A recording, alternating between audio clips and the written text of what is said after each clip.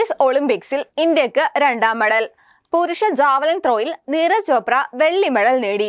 രണ്ടാം റൗണ്ടിൽ 89.45 മീറ്റർ എറിഞ്ഞാണ് നീരജ് രണ്ടാം സ്ഥാനത്തേക്ക് കുതിച്ചത്. ഇന്ത്യൻ താരത്തിന്റെ സീസണിലെ മികച്ച പ്രകടനമാണിത്. പക്ഷേ 90 മീറ്റർ എന്ന സ്വപ്ന ദൂരത്തിലെത്താൻ ഇന്ത്യൻ താരത്തിന് സാധിച്ചില്ല. രണ്ടാം ശ്രമത്തിൽ 92.97 മീറ്റർ എറിഞ്ഞ പാകിസ്ഥാൻ താരം അർഷദ് നദീമിനാണ് ജാവലിൻ ത്രോയിൽ സ്വർണം. ഒളിമ്പിക് റെക്കോർഡ് ദൂരം പിന്നിട്ടാണ് അർഷിദ് രണ്ടാം അവസരത്തിൽ സ്വർണത്തിലെത്തിയത്. നീരജ് ചോപ്രയുടെ മറ്റു ശ്രമങ്ങളെല്ലാം ഫൗളായിരുന്നു. ആദ്യ ശ്രമം ഫൗളായ പാക് താരം അർഷിദ് രണ്ടാം അവസരത്തിലാണ് ഞെട്ടിക്കുന്ന പ്രകടനം കാഴ്ചവെച്ചത്.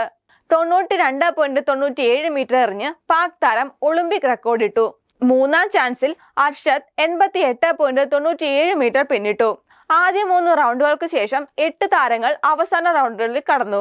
അർഷദ് നദീമിനും നീരജിനൊപ്പം Jakub Vadlejch, Anderson Peters, Julius Yego, Julius Weber, Keshorn Walcott, Lassi Etelatalo എന്നിവരും അടുത്ത റൗണ്ടിലേക്ക് കടന്നു.